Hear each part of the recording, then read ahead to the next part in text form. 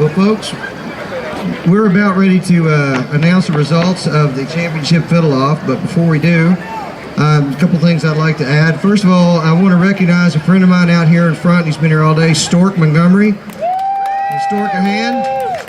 He's been videoing the competition all day. He videoed the pageant last night. He is a video master, and we appreciate him. He's been out there in the hot sun all day, so we appreciate it, Stork. And he's got those lovely pink pants on. I think maybe I had some of those in college, Stork. That was in the 80s. This next award for the fiddle-off, there's another person we would like to recognize. And this is a person who, while he didn't play fiddle, he played mandolin, he played bass and a lot of other things. But this was a person who was very instrumental in fiddling and fiddle playing and preserving this tradition in Litchfield and Grayson County. And this man's name is Jodie Hall. Name for Jodie. Everybody remember Jodie?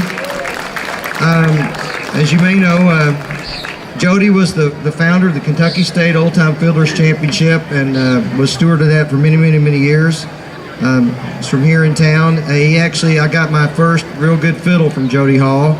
And when I graduated college, Jodie was one of my 3 recommendations who wrote for me to get my first job. So I remember Jodie fondly. The championship is going to be called the Jodie Hall Trophy for the champion fiddle player of the Twin Lakes Grand National Fiddler Championship. Now, the winner of this competition gets an automatic invitation to the Grandmaster Fiddler Championship in Nashville, which I'm involved with, and that means they get to skip the preliminaries. They're an invited person. They go straight to the finals, so it's a very big honor. And we're happy on behalf of the Board of Directors of the Grandmaster Fiddler Championship. We're happy to do this for the Twin Lakes National Fiddler Championship to help everybody here in Litchfield and get this started.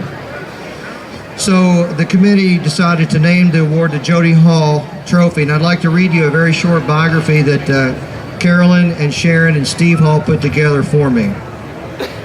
Jodie Hall was a monument salesman by trade, a storyteller, and a musician by heart. For those who knew him, he would tell you the 3 were all meshed together. It wasn't at all unusual for Jodie to go out in the country back roads to Jake and Martha's house to sell them a tombstone and then end up on the front porch telling stories and playing music for hours. He always had a story in his head, a French harp in his pocket, and a string instrument or 2 in the back of his vehicle. Most of all, he had a never-ending love of people. The days of his youth were spent during the Great Depression, the time when you made your own entertainment. For Jodie, the 2 forms of entertainment were fiddle playing and storytelling. Both came naturally to him. He played by ear and he could pick any instrument and play it. He never had any formal training, but like most musicians of his era, he would sit down and work with a song he wanted to learn until he found all the notes he was looking for. It was his love of music and his desire to see the purity and integrity of old-time string music live on through generations to come that led to the start of the official Kentucky State Old-Time Championship Old-Time Fiddlers Contest. But he not only ran the state championship, he was respected around the country as an authority on old-time string music, as a competition judge, and as a competitor. He won his share of ribbons and trophies in various categories, and he displayed them with pride. But he'd be the first to tell you that winning a prize is not what's most important. Win or lose, you never heard Jodie complain. It saddened him to hear a competitor, or worse, a parent, rant and rave that they should have won, the judging was bad, or the rules were unfair, the contest was poorly run, because he knew they were missing out on something that was far, far more important. If Jodie could have chosen one thing to be remembered for, it would not have been his sales records, his storytelling, or his music, or how many trophies or ribbon he's won. His message would be this: get up there and play your best. Play because you love the music, play because you have a gift, or simply because it's just something you always wanted to do. But remember that winning doesn't always involve taking home a trophy, a ribbon, or a check. If you can stand there with a big grin on your face and a heart bursting with pride when someone else's name is called, if you can genuinely be happy for their win, you are a true champion, not only in competition, but in life.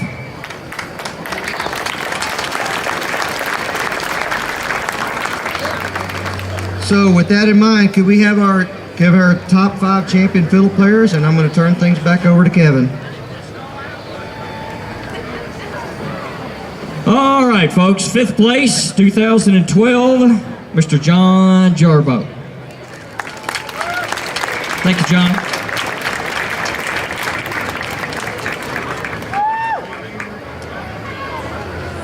Fourth place.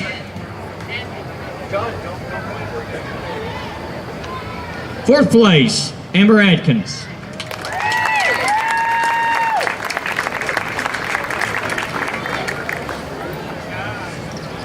Third place for 2012, Mr. Dan Kelly.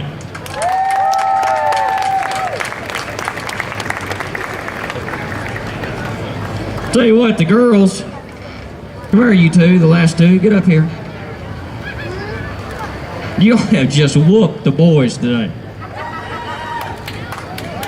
You don't like... As bad as y'all beat them, they may not like you either.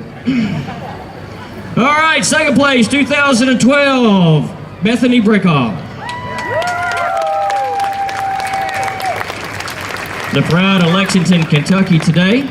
That means receive the Jodie Hall Award, our big, grand Fiddle-Off champion for 2012, Miss Maddie Denton. The pride of Murfreesboro, Tennessee.